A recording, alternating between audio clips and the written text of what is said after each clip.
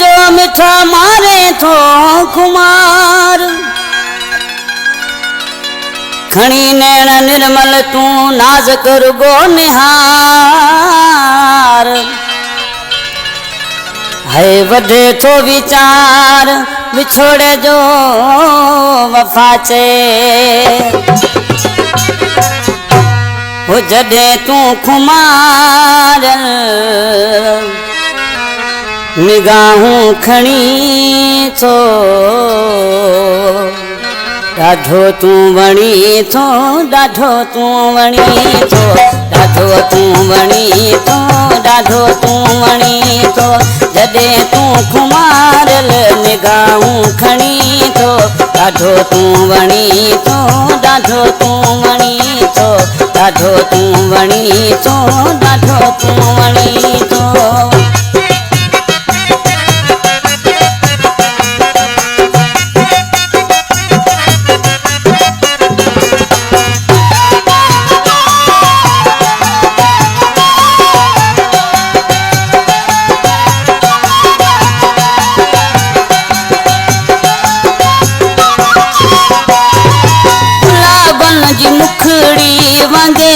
हिटड़ियो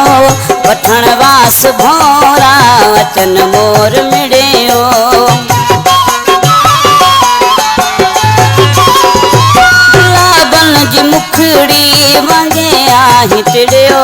वठण वास भोरा वचन मोर मिड़ियो छोड़े जुल्फ कुल्हन ते जडे तू छदी थो डाढो तू वणी थो डाढो तू वणी थो डाढो तू वणी थो डाढो तू वणी थो जडे तू खुमारल निगाहूं खणी थो डाढो तू वणी थो डाढो तू वणी थो डाढो तू वणी थो डाढो तू वणी थो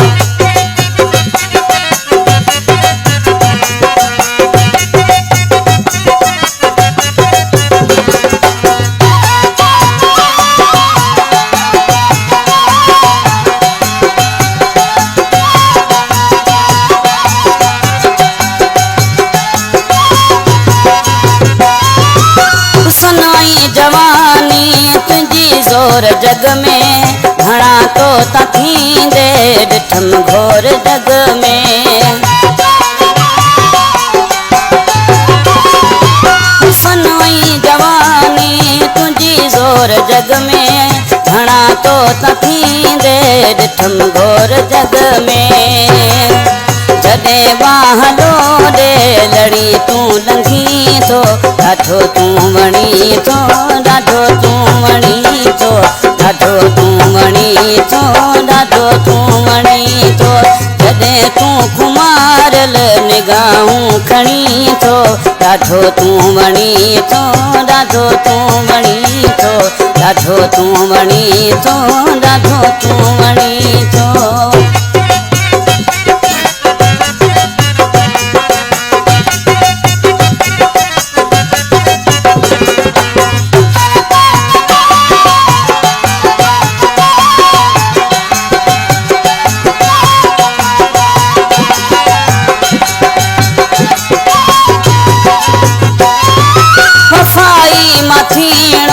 तुझो यार आहे उथे वेठ तुझी सजण सार आहे वफाई मथीणो तुझो यार आहे उथे वेठ तुझी सजण सार आहे अथम आस ओठा अंगण तू अची थो डाढो तू वणी थो डाढो तू वणी थो डाढो तू वणी थो डाढो तू वणी थो जडे तू खुमारल निगाहूं खणी थो डाढो तू वणी थो